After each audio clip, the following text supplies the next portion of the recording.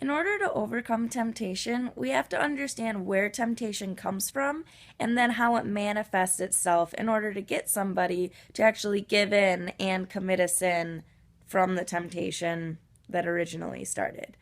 So James talks about this and he says that desire gives fruit to sin, which leads to death.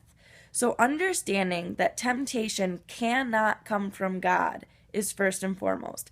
God only gives us opportunities to trust him. We see this in the situation with Abraham in Genesis.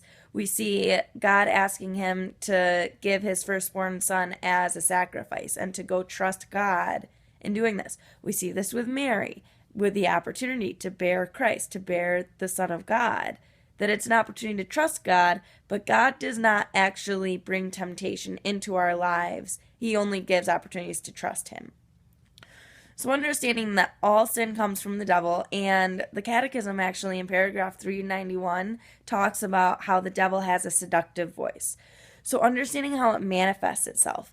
The devil tries to make these situations seem ideal. When we look at Christ wandering in the desert, he says, "Jump off this and the angels will save you. Bow down to me and I will see all of this land. You will reign over all of it." And God knows that, Christ knows that he's not telling the truth. It's lies. Temptation includes lies. It tells you that these rewards that are going to come from giving into the temptation are going to be so great. If you eat this really chocolatey, rich dessert, you're going to feel so good. But really, it ends up leading to more sugar cravings or weight gain or whatever ends up coming from that.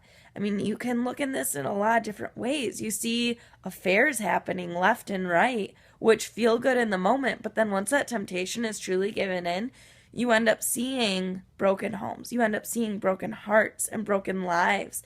And all of a sudden, this temptation that initially looked so tantalizing and so just attractive completely falls to pieces. These things that we were promised, the happiness and the fulfillment that were promised through the temptation from that seductive voice of the devil, we end up losing all of it.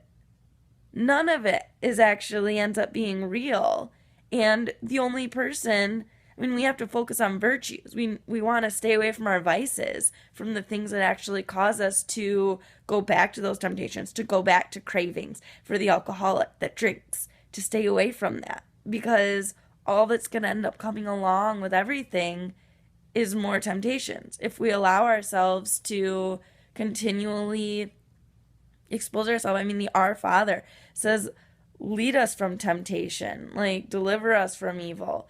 And there's this whole concept of keep me away from temptation. So we guard our hearts. Like, I do my absolute best to not watch R-rated movies because I simply know that the language that's in them, I want to protect my mind so that I'm not speaking those words.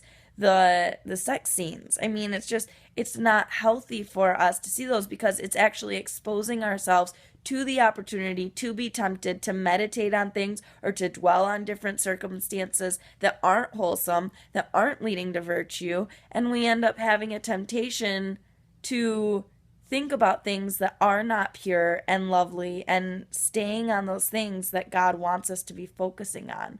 So we have to protect ourselves from this world as Christians, that we don't subject ourselves to temptation, because that's exactly what we're praying for, to lead us not into temptation, that we would be protected from even the near occasion of sin that we're called to stay away from, to seek God.